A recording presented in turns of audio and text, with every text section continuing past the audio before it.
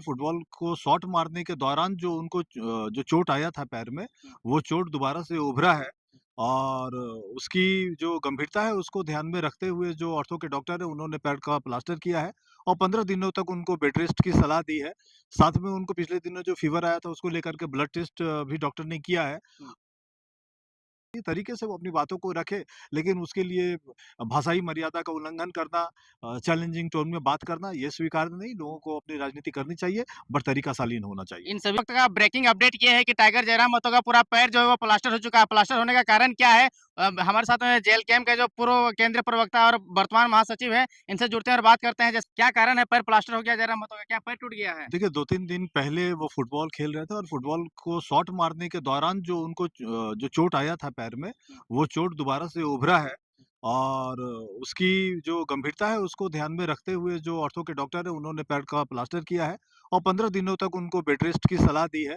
साथ में उनको पिछले दिनों जो फीवर आया था उसको लेकर के ब्लड टेस्ट भी डॉक्टर ने किया है हुँ। और उसका अभी रिपोर्ट आया नहीं है, बट हमको लग रहा है कि एहतियात बरतने की ज़रूरत है। कुछ दिन वो बेड रेस्ट पर रहेंगे और जो बेड रेस्ट की बात होती है लेकिन जैसे ही पैर का प्लास्टर वाला न्यूज़ देखें, रील्स देखें, पूरा झारखंड में एकदम तहलका मच गया, लगा कि क्या हो गया जयराम महतो को? सभी लोग फ़ोन कर नहीं, कर के पूछ रहे हैं। हमको लग रहा है कि दर्शकों को बताइए क्या नहीं कारण ठीक है, है? हमको लग रहा है कि जो दर्शक हैं और जो जेल कैंप के जेवीकेएसएस के जो लोग हैं, उनको बहुत ज़्यादा चिंता करने की ज़रूरत नहीं है। हुँ, जो केंद्रीय अध्यक्ष हैं, वो फाइटर हैं, स्पोर्ट्स पर्सन हैं, सबको पता है इस बात को लेकर के। हुँ। लेकिन पैर में जो चोट आई है, उसको आराम देने की ज़रूरत है, जैसे कि ऑर्थो के डॉक्टर ने उनको एडवाइस किया है और आराम मिले इसको लेकर के और वो चोट ज़्यादा ना बढ़े, हुँ। क्योंकि हड्डी का मामला है, तो कहीं न कहीं उसको प्लास्टर कर दिया गया है और 15 दिनों के लिए रेस्ट के लिए कहा गया है। साथ ही जो उनको फ़ीवर की जो शिकायत हुई थी, उसको लेकर के भी उनका ब्लड टेस्ट हुआ है और वो रिपोर्ट अभी आया नहीं है, इसके बाद फिर और वो लेकिन ट्रीटमेंट घटना दुर्घटना लगातार होते रहते हैं। कुछ दिनों पहले एक्सीडेंट हुआ था, फिर जयराम महतो का प्लास्टर हो गया। ऐसे में तो पार्टी के केंद्रीय अध्यक्ष है, इकलौता पार्टी है, नया उभरता पार्टी है, उगता हुआ सूरज है। ऐसे में तो बहुत सारी शंकाएँ पैदा हो सकती है। नहीं, वो तो ख़ैर ठीक है, लेकिन हमको लग रहा है कि एक स्पोर्ट्समैन का जो स्पिरिट होता है, एक मन से जो चंचलता होती है, हुँ। खेलने-कूदने को लेकर के जो एक मनोभाव होता है, वो मतलब उमंग को लेकर के, तो लोग कंट्रोल नहीं करते और हमको लग रहा है कि उम्र भी इस ढंग का है कि क्या उछल-कूद लगता है अभी भी बचपना है जयराम महतो में? नहीं, बिल्कुल एक देखिए कि हर किसी के अंदर एक बच्चा होना चाहिए। हुँ। हर किसी के अंदर उसका बचपना ज़िंदा रहना चाहिए और बहुत उम्र भी नहीं है, 30 साल के युवा हैं, तो हमको लग रहा है कि स्पोर्ट्स के साथ जो उनका नाता है, तो जो उनका लीडरशिप क्वालिटी जो डेवलप किया, वो कहीं न कहीं खेल के मैदान से ही वो आया है।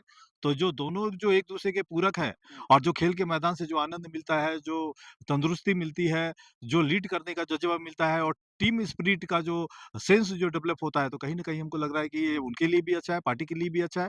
लेकिन स्पोर्ट्स स्पोर्ट्स है, इंजरी जो होता है वो निश्चित तौर पर सीरियस मैटर है और इस मैटर को भी हल्के से नहीं लेना चाहिए कि जिस ढंग से उनको चोट लगा और डॉक्टर ने उनको बेड रेस्ट की एडवाइस की है प्लास्टर के बाद, तो फॉलो होना चाहिए, वो फॉलो करेंगे। चलिए दिल तो बच्चा है जी, क्या खेल-खेल में ये सब हो जाता है, लेकिन इस चीज़ के अपार्ट टाइगर जयराम महतो ने कहा पार्टी मेरे लिए सेकेंडरी चीज़ है, प्राइमरी चीज़ है मेरा समाज। हम रहे ना रहे, कल मेरा समाज रहेगा।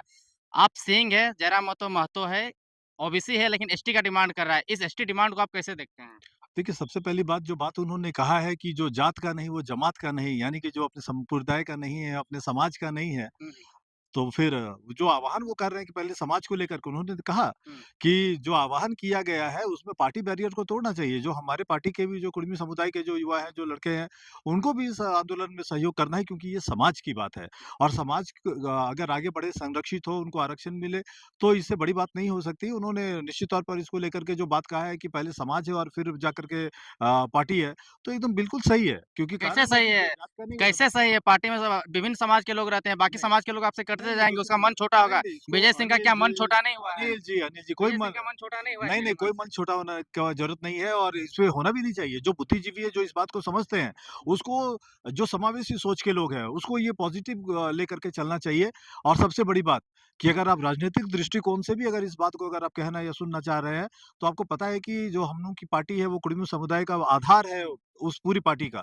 हमारे केंद्रीय अध्यक्ष वहाँ से आते हैं हुँ। और जब समाज कॉल करेगा, समाज जब उनको पुकारेगा, तो निश्चित तौर पर समाज की बात उनको सुननी चाहिए और समाज के अंदर जो अभी चल रहा है कि आरक्षण होना चाहिए, तो उसको लेकर के उन्होंने जो कॉल किया अपने युवाओं को भी, अपने पार्टी के लोगों को भी हुँ। कि भाई समाज की बात को पहले देखिए, फिर हम लोग पार्टी की चीज़ को देखेंगे और आप जो कह रहे हैं कि आपको बुरा लगा ये वो, हमको लग रहा है कि इस बात पे जाने की ज़रूरत नहीं। जो समावेशी सोच के लोग हैं, जिनको लगता है जैसे अब हम राजपूत समाज है, हुँ। मान लीजिए अगर हमारा क्षेत्रीय राजपूत समाज की बैठक बैठक होगी तो हम निश्चित तौर पर वहाँ जाएँगे। जी, वही तो बोले समाज की बात समाज में निश्चित तौर पर होगी और राजनीति की बात निश्चित तौर पे राजनीतिक तौर पे हम लोग देखेंगे। तो जो वो समाज पहले और बाद में पार्टी की बात कर रहे हैं, हमको लग रहा है इसमें कोई दिक्कत नहीं है, लेकिन सोच समावेशी होना चाहिए। और हम लोग जो बात कर रहे हैं ना, जयराम जी का भी वही है।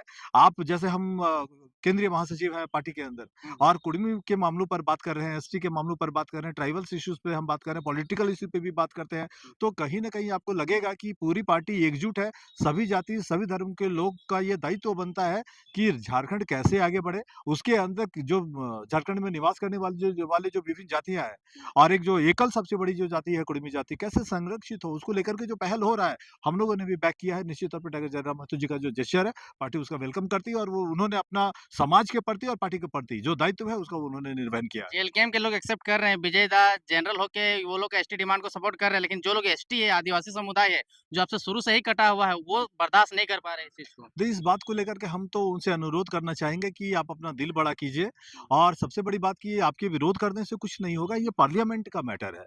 और पार्लियामेंट का जो मैटर है, जहाँ पर केंद्र सरकार को फैसला लेना है, देश की संसद को फैसला लेना है, वहाँ पर आप विरोध करके हमको लग रहा है कि समाज का जो माहौल है और भी तल्खी के साथ विरोध करके जो समाज का माहौल है, उसमें कहीं न कहीं गड़बड़ होता है।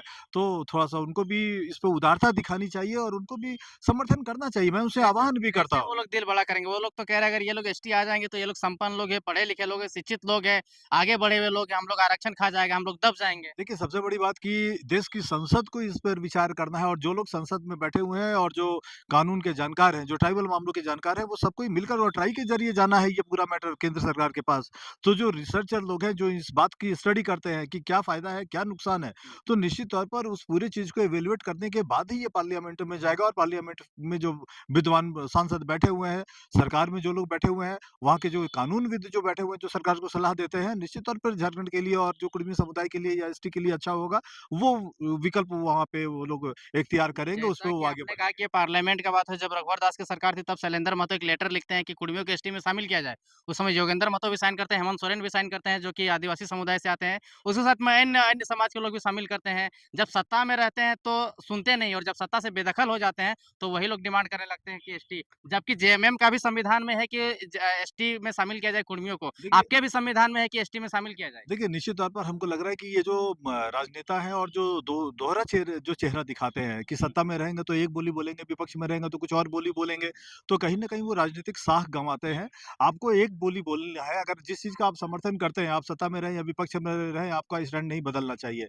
अगर आप स्टैंड अगर बदलते हैं, तो फिर ये चीज़ ठीक नहीं है, बट मैं ये मान कर के चलता हूँ कि जो डिमांड है कुर्मी समुदाय का, मानना ना मानना ये केंद्र सरकार का और संसद का विषय है। बट हमको लग रहा है कि समर्थन होना चाहिए और जो लोग इससे पीछे हट रहे हैं, वो कहीं न कहीं जो सामाजिक समरसता है उसको चोट कर रहे हैं, उसपे च उनको नुकसान हो रहा है और समाज में विभेद पैदा हो रहा है। ये तर्क-वितर्क की जो परिपाटी है, ये जो सिलसिला चल रहा है, उसपे विराम लगना चाहिए। संसद का काम है, संसद को अपना काम करना चाहिए।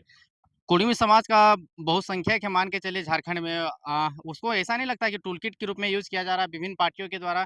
कभी बीजेपी बोलती है कर देंगे, कभी मतलब उस पार्टी का कुड़मी समुदाय का जो भी नेता बनता है बड़ा ही चेहरा बन जाता है। मतलब इस समुदाय ने बहुत सारे नेता तैयार किए हैं, सुदेश महतो से लेके बड़े नेता तक। नहीं, निश्चित तौर पर और हमको लग रहा है कि चूँकि एकल आबादी सबसे बड़ी आबादी है कुड़मी समुदाय की और बहुत सारे नेता समाज से उभर कर के आए हैं और राज्य की पटल पर छा गए हैं, राज्य के राजनीति में उन लोगों ने अपना योगदान दिया।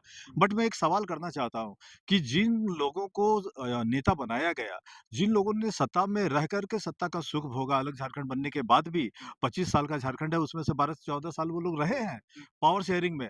तो उनकी महती ज़िम्मेवारी थी कि वो लोग समय पे इन सब चीज़ों पर काम करते। केंद्र में भी उनकी सरकार थी, राज्य में भी वो सत्ता में रहे हैं। तो हमको लग रहा है कि समय पर वो काम नहीं कर पाए हैं, उन लोगों से भी चूक हुई है। लेकिन ये जो समय है, ये इस पे तर्क-वितर्क करने की ज़रूरत नहीं, दोषारोपण करने की ज़रूरत नहीं कि किन लोगों ने मौका गँवाया। अभी फिर समय है, लोग अपने समाज के उत्थान के लिए और समाज कैसे आगे बढ़े, संरक्षित हो, सुरक्षित हो, उसको लेकर के लोग मिलकर काम करने की कोशिश कर रहे हैं।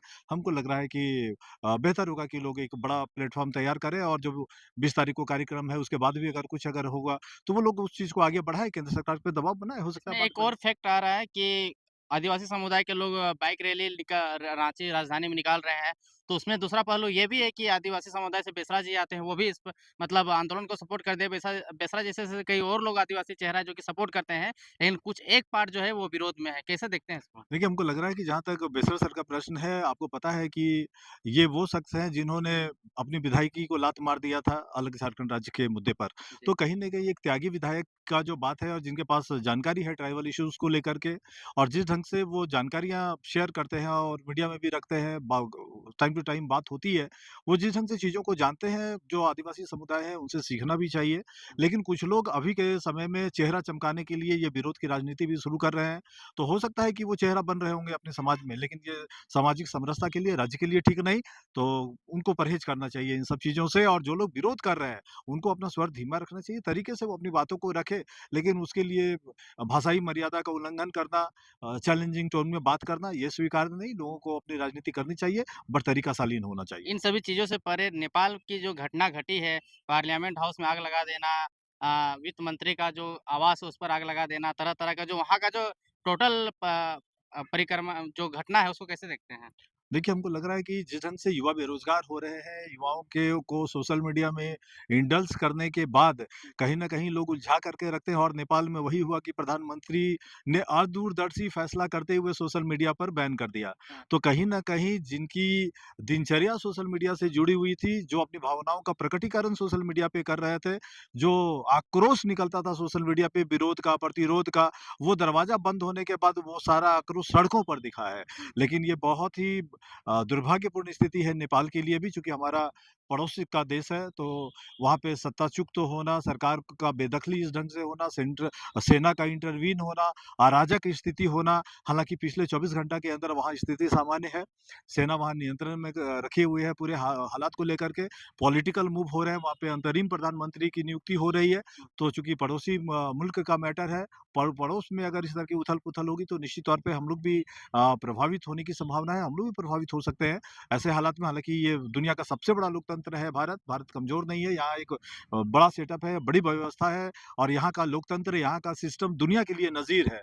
लेकिन जो कैज़ुअल वहाँ पे प्रधानमंत्री और उनके पूरे मंत्रिमंडल के लोगों ने कैज़ुअल अप्रोच दिखाया नेपाल के अंदर और युवाओं का जो आक्रोश फूटा, इस पूरे कॉन्स्पिरेसी के पीछे हो सकता है कि किसी ताकत का हाथ रहा हो, लेकिन हमको लग रहा है कि नेपाल की अस्थिरता जिस ढंग से हुई है, ये सबक भी है। जो लोग कैजुअल पॉलिटिक्स कर रहे हैं, जो देश की आर्थिक, सामाजिक, राजनीतिक जो दिशा होती है, उसको अगर वो गंभीरता से लेकर के नहीं चलेंगे, किसी भी दूसरे बड़े मुल्क का अगर पिट्ठू बन कर के अगर चलेंगे, तो इस तरह के हालात पैदा होंगे। लेकिन हम लोग को भी अफ़सोस है और सतर्क रहने की ज़रूरत है नेपाल जी। को लेकर अंत के। अंत में बता दीजिए जयराम महतो क्या खतरे से बाहर हैं, प्लास्टर हो चुका है तो? नहीं, निश्चित तौर पे वो आउट ऑफ डेंजर है और जो चोट लगा था फुटबॉल को शॉट मारने के दौरान, उसको स्टेबल करने के लिए, उस पैर को आराम देने के लिए ये प्लास्टर किया गया है। कुछ दिन तक वो आराम में लेकिन रहेगा। आपके टाइगर तो टाइगर है, ज़िद्दी है, मानेंगे?